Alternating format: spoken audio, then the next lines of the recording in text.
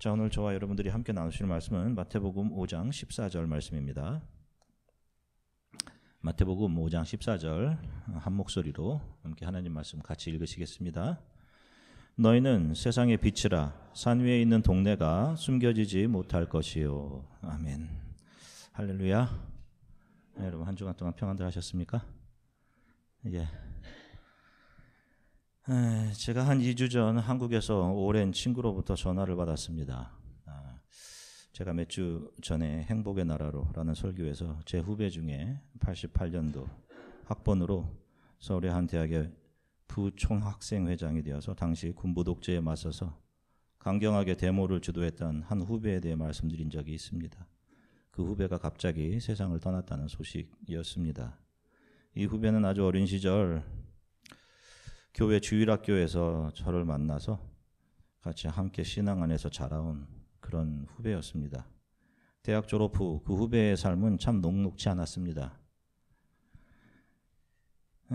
데모로 인해 감옥에 다녀온 경력으로 직장생활은 어려웠고 자녀들을 키우기 위해서 밤에 대리운전까지 하면서 힘겹게 살아가던 후배였습니다.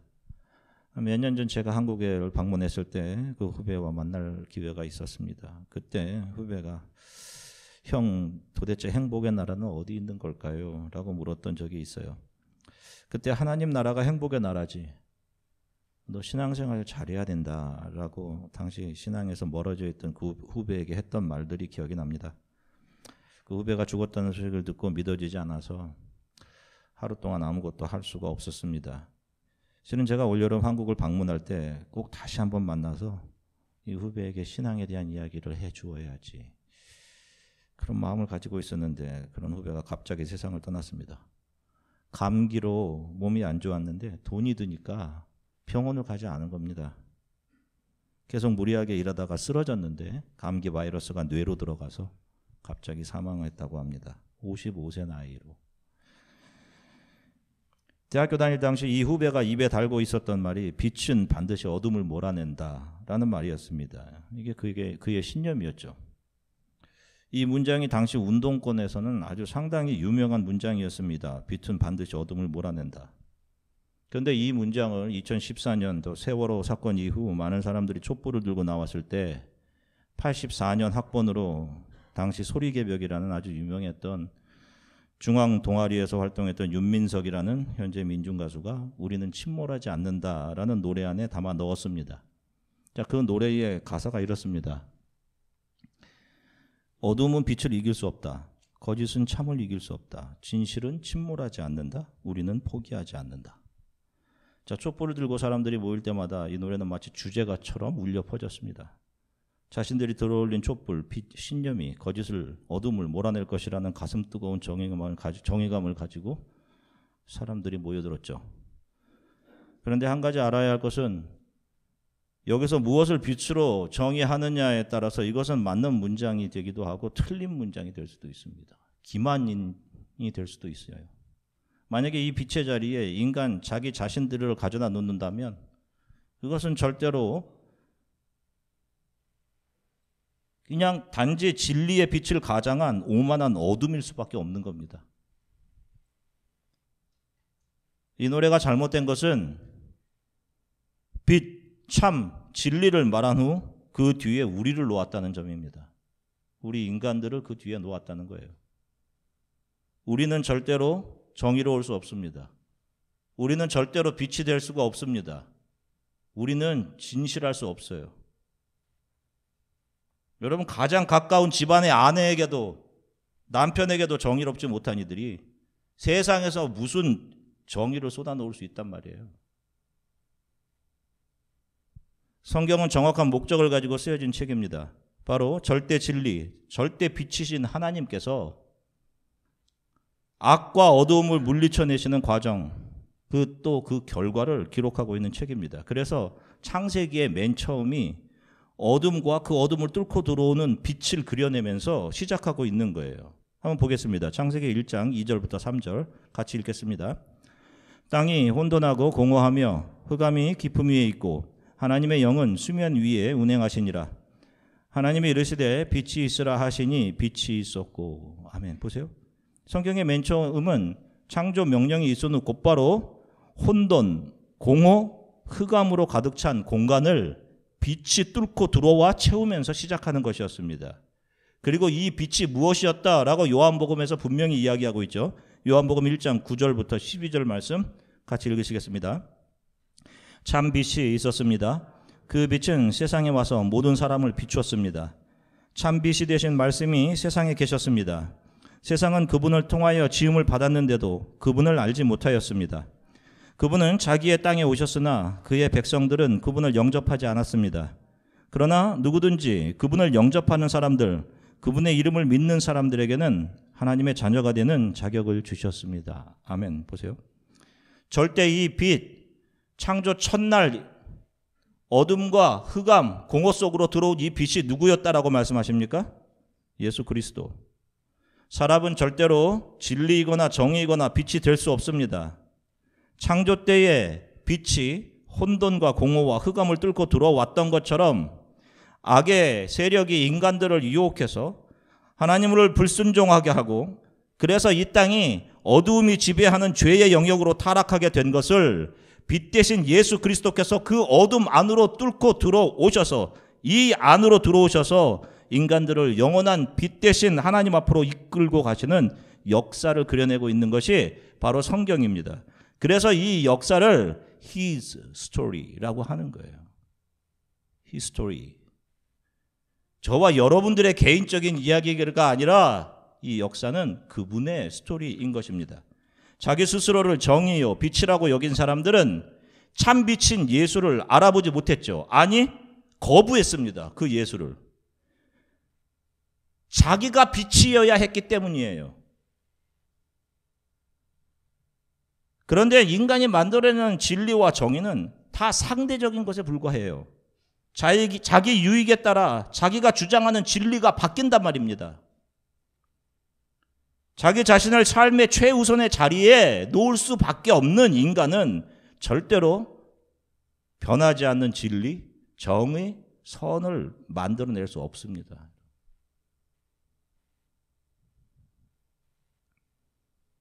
성경은 처음부터 예수 그리스도를 통한 하나님의 구속을 주제로 담아내고 있어요. 그래서 창조의 첫날 빛의 이야기를 하고 있는 겁니다.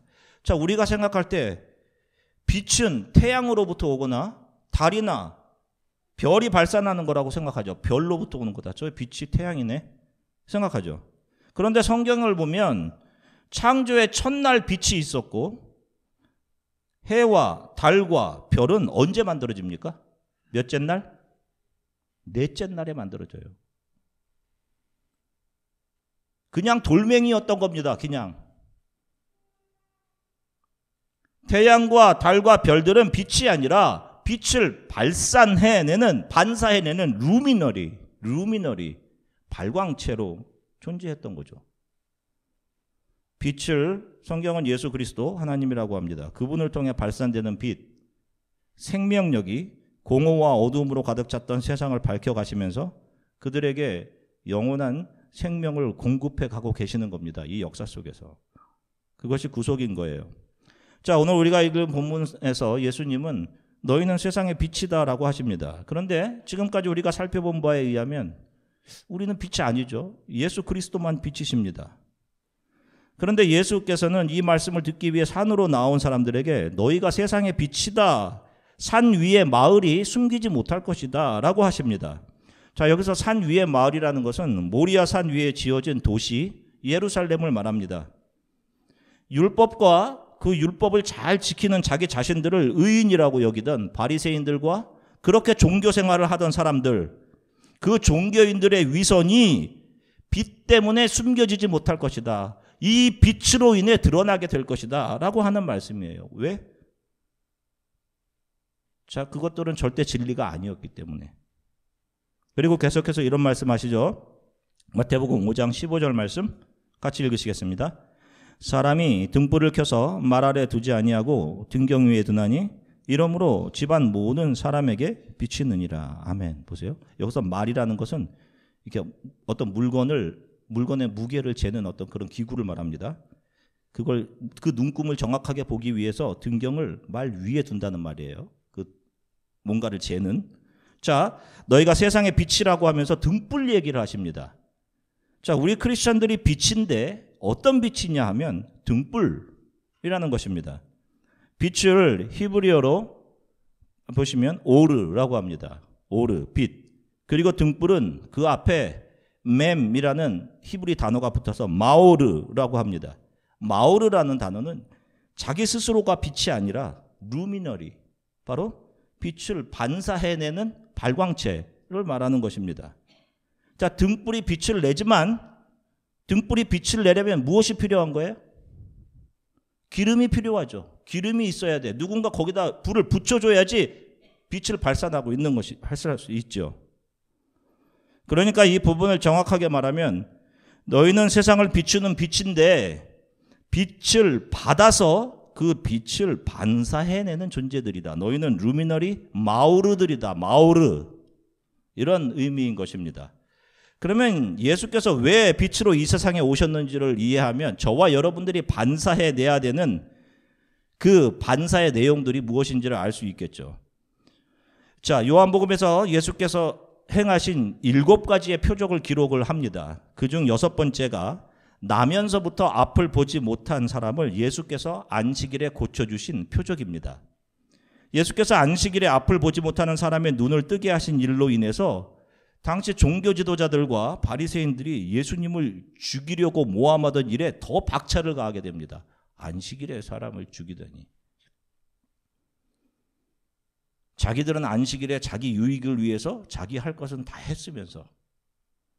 자, 그런데 그 눈뜬 사람이 바리새인들에게 붙잡혀 여러 가지 신문을 받게 되는데 그리고 풀려납니다. 그런데 그 풀려난 길에 예수께서 그를 만나 주셔요. 요한복음 9장 35절부터 38절입니다. 같이 읽겠습니다.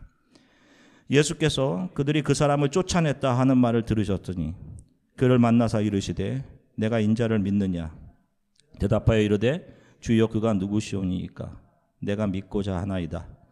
예수께서 이르시되 내가 그를 보았거니와 지금 너와 말하는 자가 그이니라. 이르되 주여 내가 믿나이다 하고 절하는지라. 아멘. 보세요. 그 사람을 쫓아냈다라고 하죠. 당시 이 유대 공동체는 종교 공동체였습니다. 이 사람을 쫓아냈다는 것은 이제 이 사람 여기서 살기 힘든 거예요. 그 공동체 안에서. 그걸 감수하고 이 사람이 그 앞에서 그들에게 이야기를 한 겁니다. 자, 이제 그 앞에 예수께서 서 계십니다. 전에는 너 실로암에 가서 앞을 보지 못하던 때였죠. 실로암에 가서 눈을 씻으라 라는 명령을 주셨기 때문에 그때는 앞을 볼 수가 없었기 때문에 이렇게 말씀하시는 분이 누구신지 몰랐단 말이에요. 그런데 지금 이 눈뜬 사람이 예수 앞에 서서 이제 뭐라고 이야기합니까? 주여 내가 믿나이다.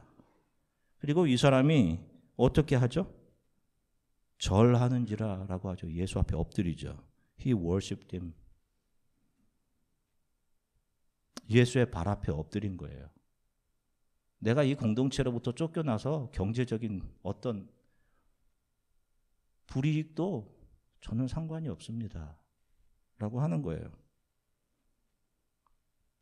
예수를 믿는 우리 모든 성도들이 가야 하는 지점은 이 땅에서의 성공이나 소원 성취, 잘됨, 정의를 이루는 그런 자리가 아니라 절대 기준이신 빛이신 예수를 보고 주님 나는 빛이 아닙니다.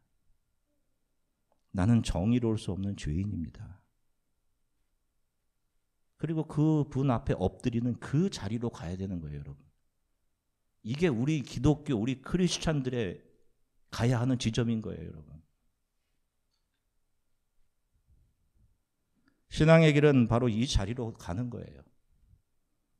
자, 눈을 뜬 사람이 예수의 발 앞에 엎드렸을 때 예수께서 하신 말씀이 다음과 같습니다. 9장, 요한복음 9장 39절부터 41절 같이 읽겠습니다.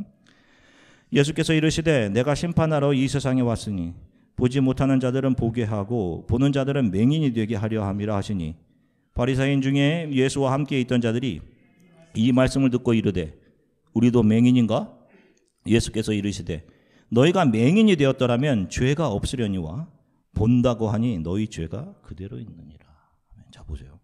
놀라운 말씀을 하시는데 예수께서 빛으로 오신 이유를 말씀하시는데 그것은 보는 자들은 보지 못하게 하시고 보지 못하는 자들은 보게 하기 위해서다라고 하십니다. 여러분 이게 이해가 가세요? 이게 기독교 진리의 굉장히 중요한 부분이에요, 여러분.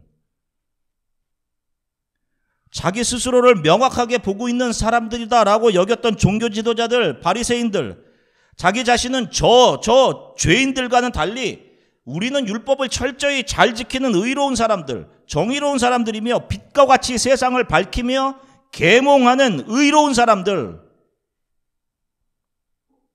우리가 추구하는 정의로운 신념이 진리다라고 주장하던 사람들에 대해서 예수님께서는 너희들은 앞을 보지 못하는 맹인들이다 라고 그렇게 선언하시는 거예요.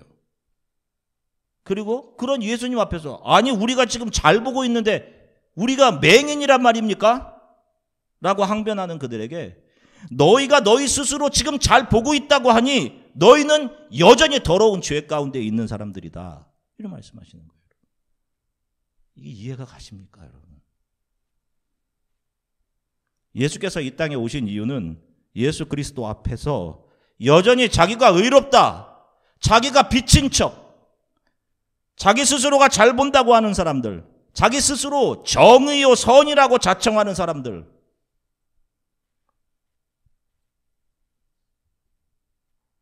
그런 이들을 하나님 나라를 보지 못하게 하는 자들이 되게 하셔서 그들을 심판하시기 위해 오셨다라고 하십니다. 그들은 심판의 대상. 또 저는 죄인입니다. 저는 빛이 아닙니다.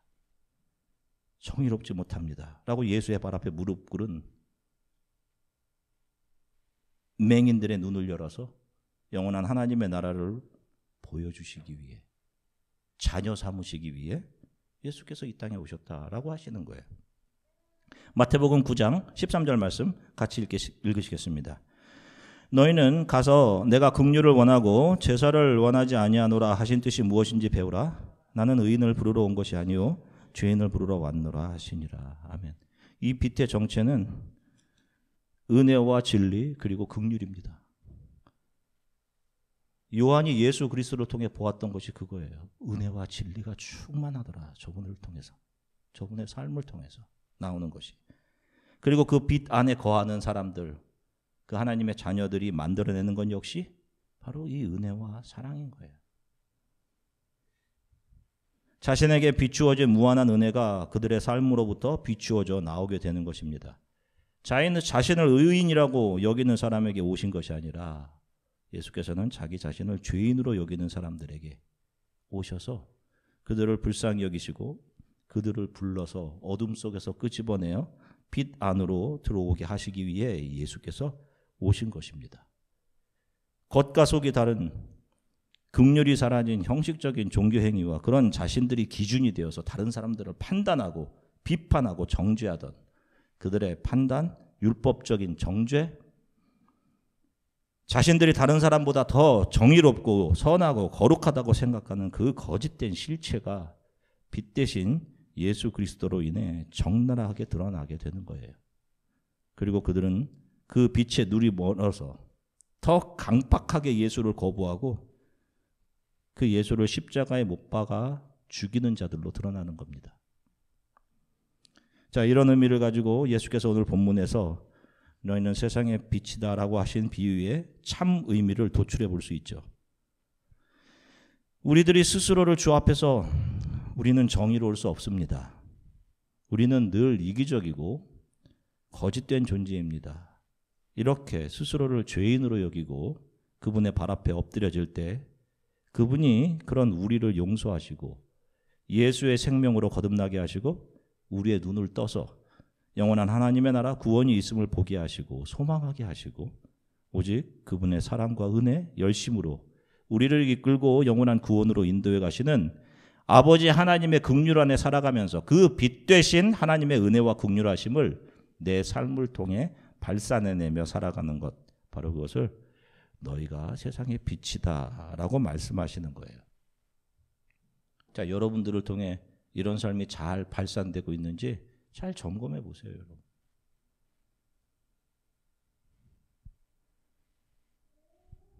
성도는 오르, 빛이 아닌 그 빛을 발산해내는 마오르, 루미너리로 살아가는 존재들인 겁니다. 그래서 자신의 정의롭고 선한 일로 세상에 빛을 비추어 세상을 변화시켜가는 존재들이 아니라 자신의 정의와 선은 자신의 유익을 위해 언제든지 바뀔 수 있는 거짓된 것임을 알고 자신이 여전히 어둠에 속한 죄인임을 알고 빛이신 예수 앞에서 자신의 부끄러움, 그 모든 것들이 적나라하게 드러나 예수의 발 앞에 엎드려져 자신이 주장하던 정의, 선, 진리들이 그 빛에 의해 다 해체되고 예수로 거듭나서 예수 그리스도의 생명의 빛 안에 속하여져서 이 땅에서 그 빛을 반사해내는 사람들로 살아가는 사람들, 그들이 바로 성도들, 크리스천들인 것입니다. 그들이 비추어내는 것이 자기가 받은 은혜와 사랑인 것입니다. 자, 2006년도에 개봉했던 영화 라디오 스타라는 영화가 있습니다. 제가 개인적으로 너무 좋아해서 한 10번 정도는 본 제 마음에 단연코 인생 영화 중 하나로 꼽고 있는 그런 영화입니다. 박정훈, 안성기 님이 주연했던 영화죠. 영화의 내용이 그렇습니다. 1988년도 가수왕 출신의 최곤, 박중훈 님이 연기했죠. 최곤이 20년이 지납니다. 이제. 그래서 사람들에게 잊혀져. 저 미사리 음악 카페에서 노래를 부르면서 근근히 살아가는데 뭐만 남아있어요? 자존심만 남아있어요. 자존심. 그 옆에는 그의 매니저인 박민수, 안성기 님이 연구했죠. 이 손 하나 까딱하지 않는 최곤을 보살펴주고 그의 옆을 그림자처럼 지켜줍니다. 한물간 가수에게 남아있는 건 자존심, 허세, 히스테리. 사고 치면 매니저인 박민수가 돈 빌려다가 그거 수습해주고 매니저인 박민수는 자신의 삶도 포기하고 이 최곤을 돌봐줘요. 이 사람이 그런 것 같아요. 이게 잘 되면 자기 탓, 응? 못 되면 남 탓, 못 되면 매니저 탓. 형이 나 위해서 뭐 해준 거 있어? 이런 말 자주 하잖아요. 자기가 왕인 것처럼. 지금 자기가 인기를 잃은 게 매니저가 열심히 안 해서 라고 구박을 합니다. 실은 88년도 가수왕이 되었던 것도 매니저 덕이에요. PD 찾아다니면서 막 매니저가 하잖아요. 자, 이렇게 조금 더 변하지 않고 여전히 이기적이고 무례하고 자기가 대스타여 왕인 것처럼 행동하는 최곤을 더 이상 참지 못하고 결국 매니저가 그의 곁을 떠나죠. 근데 사실은 이제 더 큰 제한이 있었기 때문에 자기가 그 자리를 비춰준 겁니다. 비켜준 거예요. 사실은. 그렇죠? 매니저 민수의 아내는 작은 분식집을 운영하고 있었는데 혼자 너무 힘이 드니까 그게 망했어요. 문 닫은 상태. 매니저는 자신의 삶마저 포기하고 헌신적으로 최곤 옆에서 그와 함께했던 겁니다. 그 최곤이 혼자 남습니다. 그가 강원도 산골 마을 영월에서 라디오 방송 코너를 맡아서 진행하게 되었는데, 자 보시면 비가 내리던 어느 날 방송에서 최곤이 눈물을 흘리며 그런 말을 해요. 형이 언젠가 그랬지. 저 하늘의 별들 중에 자기 혼자 빛을 내는 별들은 없다고. 다들 빛을 반사해서 빛을 내는 거라고. 그러니 형 좀 돌아와. 나 좀 빛 좀 나게 해주라. 형 듣고 있어? 그렇죠. 방송에. 그리고 울죠. 살아온 자신의 삶이 자기가 멋있어서, 응? 자기가 잘나서, 자기가 빛나고 인기 있었던 것이 아님을 알게 된 거예요. 자신을 통해서 나온 모든 것들은 자기 스스로에 의해서가 아니라 누군가 내 옆에서 자신의 모든 것을 주는 그런 헌신이 있었기 때문에 내가 내 삶의 빛을 발산해낼 수 있었던 것이었구나. 이것을 알게 된 겁니다. 보시면 이 마지막 장면이 너무 인상적이었죠. 비가 억수같이 내리던 날 매니저 민수가 다시 돌아오잖아요. 그 영월 방송국으로. 비가 억수같이 내리는데 비를 맞고 있던 최곤에게 자기 우산을 이렇게 씌워주죠. 너 보세요. 웃고 있죠? 슬쩍. 그죠? 자, 저 장면. 자신은 억수 같은 비를 맞으면서 자기가 갖고 온 우산을 최곤에게 씌워줍니다. 한창 때 뭐 많은 사람들이 옆을 떠나가던 때, 내 옆에도 저런 사람이 좀 있었으면 얼마나 좋을까 이런 생각을 해보았었는데, 한편으로 내가 누군가에게 저런 존재가 되었으면 좋겠다라는 그런 생각을 하게 되었습니다. 그리고 우리 교회에 있는 분들이 이런 분들이었으면 참 좋지 않을까. 서로에게 저렇게 헌신적으로 우산을 씌워주는 사람이 되었으면 참 좋겠습니다. 무엇보다 늘 우리의 옆에서 자신의 모든 것을 우리에게 내어주시고 우리에게 구원의 우산을 씌워주시며 이 폭풍 인생길을 그 우산 안에서 걷게 하시는 누가 저와 여러분들 곁에 계십니까? 예수 그리스도이시죠. 맞습니다. 사람은, 저와 여러분은 스스로 빛을 낼 수 없는 존재들이에요, 여러분. 우리가 세상에 빛을 비추어 낼 수 있는 것은 예수 그리스도께서 빛이신 하나님을 이 세상에 비추어 낼 수 있도록 그 예수께서 저와 여러분 옆에서 헌신적으로 우리를 도와주고 계시기 때문입니다.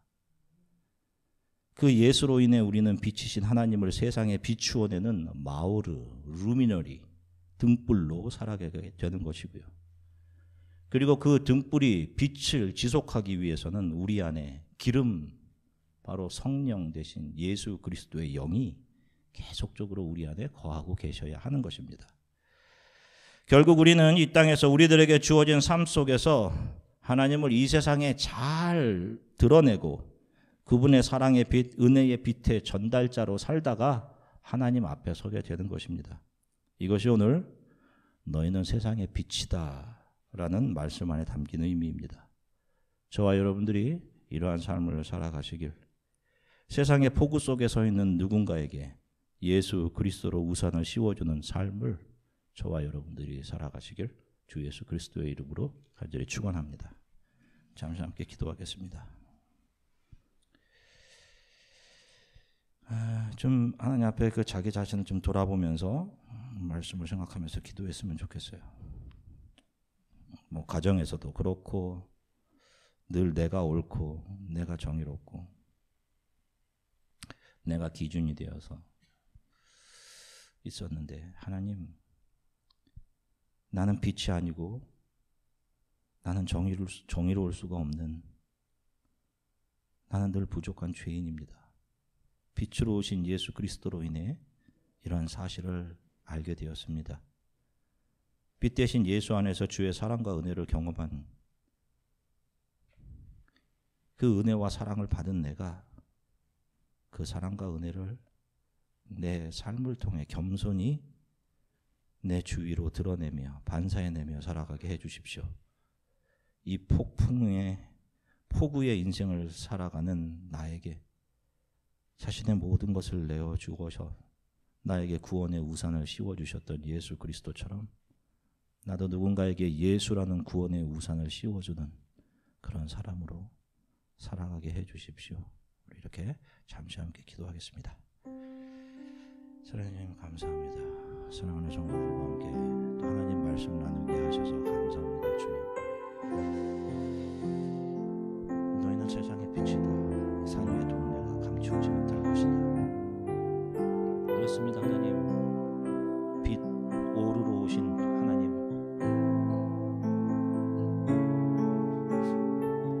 정말 아무것도 비춰낼 수 없는, 정의로울 수 없고 선일 수 없는, 이기적이고 기만적인 교만한 그런 존재인 저희들, 빛으로 오신 주님께서 우리들의 어두움을 드러내시며 그런 어두움을 몰아내시며 우리 안에 오셔서 우리의 삶을 통해 우리가 받은 예수 그리스도의 은혜와 사랑을 비추어내는 마우르 루미너리들로 살아가게 하시니 감사합니다. 주님, 주님께서 이 폭우 같은 인생을 지나가는 우리들에게 오셔서 자신의 모든 것을 내어주어 구원의 우산을 씌워주신 것처럼 우리도 누군가에게, 우리 교회 안에서 서로에게 자신의 모든 것을 내어주어 예수 그리스도 구원의 우산을 씌워주는 그런 삶들을 살아가도록 우리 교회와 우리 성도들의 삶을 지켜주시기 바랍니다. 감사드리며 예수 그리스도 이름으로 기도드립니다.